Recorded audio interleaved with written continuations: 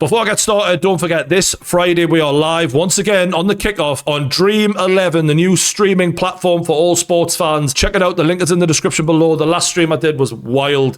It was horrible. And we're live for the England game on Friday. We're live for the Germany game on Monday. I'll be supporting Nick Voltemora. And then we're live for the England's final game before their World Cup campaign on Tuesday as well. Me and the lads. Check out Dream 11. The link is in the description below. I wasn't going to do a video after the derby. I don't really want to think about it, let alone talk about it. But what's going on social media since that game is just pissing me off even more than the game. I thought the one good thing that could come out of us losing back-to-back derbies against a newly promoted side would be that it would force those who are so in love with Eddie Howe because of the day that he gave them, which is the way it's always framed. He gave them the best day of their lives, which I absolutely agree with, by the way. But what I also agree with is that if he gave us the best day of our life, he's also given us the shit that he's been serving up this season. You don't get credit for the good stuff and not responsibility for the bad stuff. No matter how much the Northeast media try and spin it, that's reality, I'm afraid. Eddie himself has come across, and I hate to say it, so cowardly. The respect I have for that man, and I think he's a nice man, I really do. But there's one thing I really struggle with is when someone in a position of leadership behaves like a coward and deflects the way he is right now. I'm actually disgusted. And I hate to say this. And he's being helped by his little mates in the media who will always blame Voltemora, blame anyone but Eddie. And the one thing that the fans deserved after that shower of shit that was served up to us the other day was just the fucking honest truth. And the way people are speaking on social media now, you'd at least think that people have a little bit of empathy for the Newcastle fans of, do you know what? They're a proper good set of fans and they deserve far better than that. Twice this season we've lost in the derby game. And not just that, we can go on and on and on. We're below Sunderland in the league. Newly promoted Sunderland. Don't fucking tell me everything's rosy. And I see things like this tweet from Pete Graves, Sky Sports guy. Very nice man. I don't want to fucking have a go at this guy, right? Honestly, I think he's a lovely bloke. But he says something here about how in, how out isn't even a debate. He's performed wonders. Not even a debate. Do you know how gaslighting that is? The whole fan base is debating it. So you acting like it's not even a debate. You're taking the fucking piss, mate. The inability to land Howe's top targets cost us massively. What? So the other 250 million that he had to spend on players of his choosing, his responsibility, the players he selected. It was Eddie Howe's choice to sign a technical striker who isn't a pacey striker, someone who isn't his normal style, and try and force him to be the player that Eddie Howe wants him to be to suit his system. That was on Eddie. Full responsibility. He signed off on it. Eddie signed off on Wissa, 29-year-old, £55 million striker. Eddie had scouted Ramsey and Elanga for multiple years before he bought them for 110 million or 100 million combined. But oh no, it's not Eddie's fault because he couldn't get his top target, so therefore it's fine that he couldn't beat Sunderland. What are we talking about? It's not all Pete, right? I don't want to have a go at this guy. He's the last bloke in this fan base I want to have a go at. But I just thought, you know what, mate? To say it's not even a debate when we're 12th in the league, when Steve Bruce, I think, finished like 11th or 12th in his last full season in charge, and we've spent $500 million roughly since then. Not a debate. At what point does accountability come? Like, if 12th is fine and 12th is not a debate, when is it a debate then? I seen Wayne Rooney chatting, saying very similar stuff. To the Newcastle fans, be careful what you wish for. Because I've heard a few times now where they're booing and, you know, people question Eddie Howe. Well, we're booing because they're terrible, mate. Like, we're not just boo randomly. Like, we're fucking shit, mate. Don't push him out. Don't keep pushing. We shouldn't have to push him out. He should be sacked because he's doing a shit job this season. And you know what really annoys me more than anything? It's the way Newcastle fans are looked upon because we support Newcastle. Historically, we've been an up and down club. We've had some great history. We've had some terrible times under Mike Ashley. Before Mike Ashley, historically, we were a top 7 Premier League club. That's a fact. And we're looked upon as out of order for having standards and thinking that our club is massively underperforming, sitting in 12th and getting beat back to back by Sunderland here. What, because Eddie Howe won a trophy? Big Ange won a trophy. Guess what? His league form was dog shit. They got rid of him because they could see the way things were going. Arnie Slot last season won the Premier League. Clearly, it's not trending in the right direction, and Liverpool are going to make a change at the end of the season because it's not acceptable. They're allowed to have standards, we're not. Even Leicester City, who won the Premier League, the greatest Premier League win of all time, sacked Claudio Ranieri 9 months later because he wasn't performing. How come everyone else is allowed to have standards and have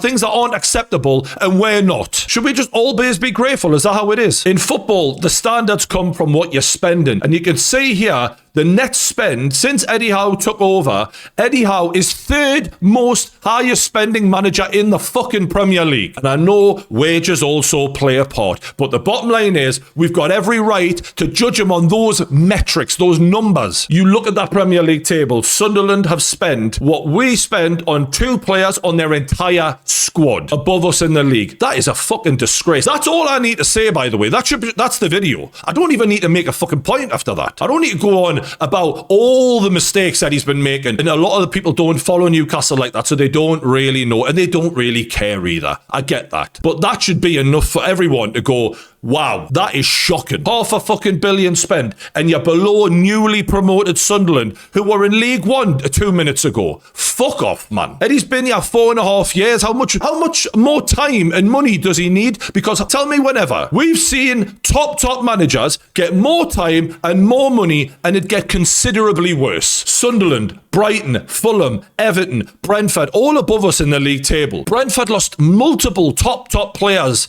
in the summer. You don't see them complaining about it. They lost more goals from their side than we did, yet we've just got a ready-made excuse for Eddie Howe for some fucking reason, despite the fact he was given 130 million, spent it on 2 strikers that he doesn't even fucking play. His fault. The last summer was tough, to say the least.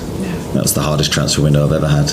So, of course, we don't want to lose momentum in any way. We want to continue to bring the best players to the football club if we can, and we desperately don't want to lose our best players. So that combination's so important, but it does get harder and harder and more challenging for us. For a start, how dare he? How dare he bring that up after you bottle jobs, fucked the derby off the way you did against a team whose combined squad value is what you spent on 2 fucking players. How dare you bring up money and spending money? Do you think you're the first manager to lose one of the better players and have to rebuild? Like, if you can't do that, you're not an elite manager. That's a fact. I'm sorry, like, many managers have had to do that. They've had to go away. They've had to rebuild. This ain't new. You lost 1, right? Brentford lost multiple. They're above you, and they've played you off the park twice this season, scoring 6 goals in 2 games against you, and they knock the ball around way better than we do. Shove those excuses up your fucking arse, Eddie, because that is a spit in the face. You're insulting our intelligence now. You've had more than enough time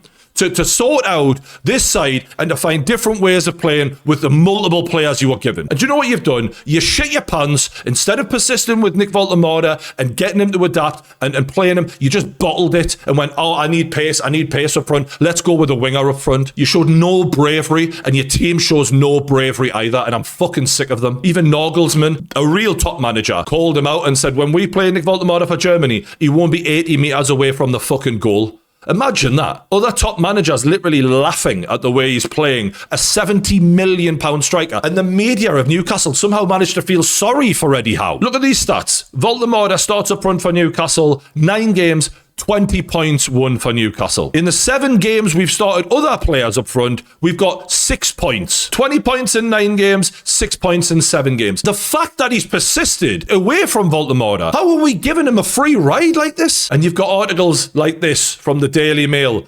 Eddie Howe might have outgrown Newcastle and Man United should be keen. Outgrown? Imagine being shit at your job all season. Honestly, he's been tactically dicked by so many managers who people rate as worse than Eddie because his reputation, goes before him from what he achieved previously. He has been done up like a kipper time and time again. And instead of people going, fuck me, Eddie Howe's dropped off a cliff, it's Newcastle, it's the club, it's their fault. Eddie's perfect. He's ready for bigger and better things, this guy. Why would Man United look at Sunderland, Brighton, Fulham, Everton, Brentford, outperforming Eddie Howe, who's spending so much more than them, and go, that's the guy. He can't handle 2 games a week, but he's the guy. His team have thrown away more points, 22 if you're counting, from winning positions than any other side in the Premier League, showing that they're tactically inept, they're mentally weak, but that's the guy. This is the sort of shit that is being written about Eddie Howe. And honestly, I mean, is it all his fault? No, it's not all. But he's in charge. How is he absolved of all responsibility constantly? It's a fucking joke. And it's all because nice guy Eddie. And you know what? He's played the media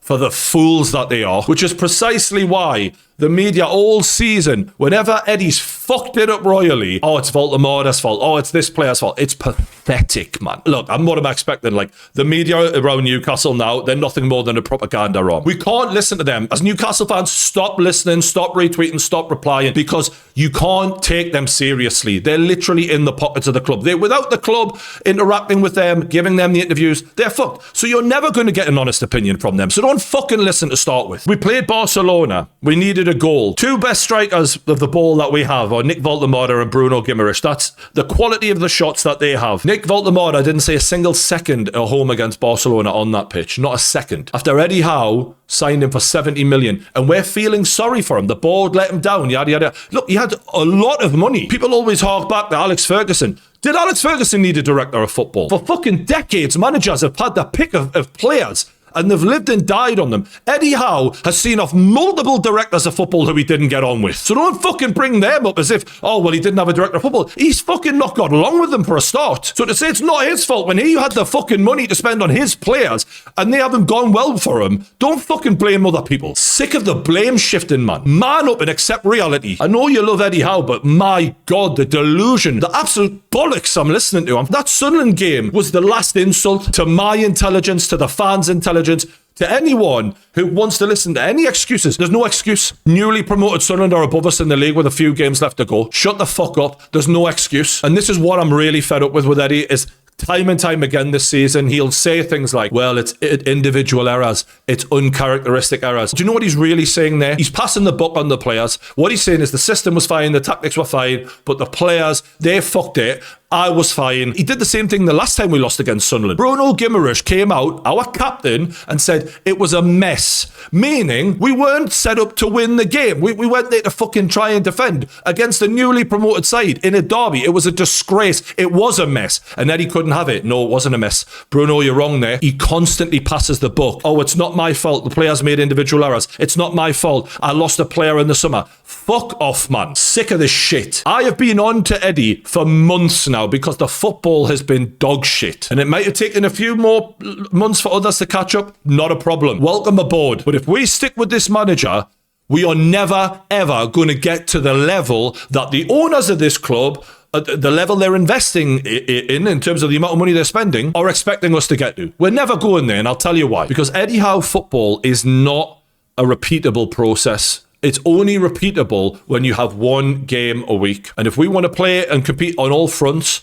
it will never, ever, ever work. And Newcastle fans, even the ones who love Eddie, and you don't want to admit this to yourself, you know I'm right. Eddie's football is built around what? It's built around energy. Outrunning your opponent. When you have one game a week, you can do that. We've seen how well it worked that first full season he had in charge. We got top 4. That was the best season we ever had, ironically. And we've never actually been as good as that since then, and we all know it. Last season, we managed to paper over the cracks a bit. Isak hit a bit of form. We've never been as good as that since then. But again, it's not a coincidence. The 2 good seasons we've had, 1 game a week. When Eddie has to have 2 games a week, we can't continually outrun sides for 90 minutes. What happens then is the entire model of Eddie's football falls to bits because it's not built with technical footballers. It's built with athletes. And when those athletes get tired, they don't have the technical ability to retain possession and make the opposition chase the ball around and keep a hold and keep control of the game. And what happens when your legs tire and you can't keep control of the game? This is what happens. Newcastle have the flat line in midfield, players struggling to get back, and all you need to do, I'm giving the game away here because Eddie has never sorted this problem out. Just drop a man right in that position there. This was before the goal. We've all seen this a million times. Newcastle fans, we've all seen this a million times. Drop a player between the lines and they will exploit the space that Newcastle continue to leave. And if Newcastle ever want to go to that next level, you need possession-based football. You need technical footballers. These are things that are foreign concepts to Eddie Howe. He has been knowing all season. Do you not think Eddie doesn't know? He knows this isn't working. He knows it's not working, but he doesn't know how to change. He's not capable of evolving to win games in another way. And a few years ago, that ultra-physical football that Newcastle were doing was kind of new to the league. We made things hard for Arteta, for example.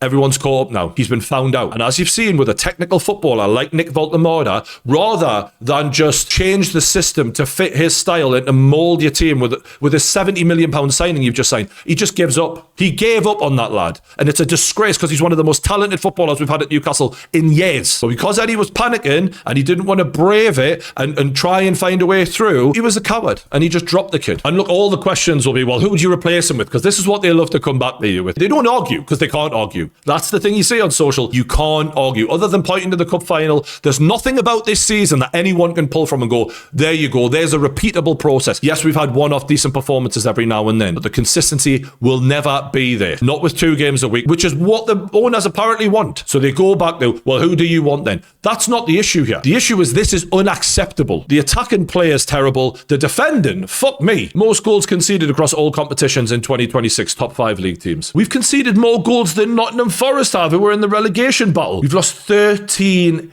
games. I mean, Bournemouth have only lost 7. We've lost more than Leeds. We're so beatable. And to go back to the earlier comment, say this isn't a debate. It's just nonsense. It's absolute nonsense. Eddie Howe has been schooled this season in games against Brentford. A guy who was a set-piece coach before this season. Sunderland manager. I mean, yes, he had a decent reputation beforehand, but no one was expecting that. Michael Carrick comes from Middlesbrough, takes over at Man United, and boom, catapults them up the league. Don't tell me changing a manager can't make things better. Yeah, can you fuck it up? Yeah, you can fuck it up. That's on the board to not fuck it up. That's not on me. I'm a fan, and I can tell you when things aren't working, and that's obvious. And this club are going to show us a lot right now, because we're giving all that at the CEO level, saying we're going to be competing in the next 4 or 5 years. If you think that, well, this is not acceptable then. My worry is Eddie hands selected as director of football, and this CEO does not seem to me like a football man. He's a businessman. And I think he's only just come in, and I don't know if he's going to have the balls to make the hard call here. But if he really is about what he says he's about, Eddie will be sacked at the end of the season. So let's see, because we've not seen a fucking new training ground, new stadium. There's only one other decision that needs to be made right now, and it's a very obvious one. Eddie Howe needs to go. That's all I've got to say for today. Don't forget, we are live streaming on Dream 11. The download link is in the description below. Friday, England game. Monday, Germany game. Come on, Nick Voltemada. I want to see him score some goals to prove Eddie wrong. And then Tuesday, we're streaming for the England game as well. The final game before England's World Cup campaign. Me and the boys on Dream 11. Check it out. I'll catch you on the next one.